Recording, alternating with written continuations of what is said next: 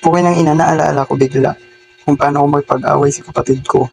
Pag umuwi kasi ako ng summer, dalawa lang kami magkasama sa bahay ng kapatid ko. I mean, dalawa lang kaming magkapatid na kasama nila nanay at tatay kasi yung iba naming kapatid may mga asawa na may mga sarili ng pamilya. So, kaya pag umuwi ako ng summer, dalawa lang kami magkapatid doon na magkasama. And yung kapatid ko kasi medyo may pagkasangsang yung ugali. So pag umuwi ako, lagi kami nag-aaway talaga noon. Kasi pala sagot siya sa mga magulang namin. And sobrang nakakairita talaga. So ito na nga, biglang pumasok sa utak ko, bigla ko naalala kung paano ko magpag-away sa kapatid ko. Ewan ko kung ako lang to ah.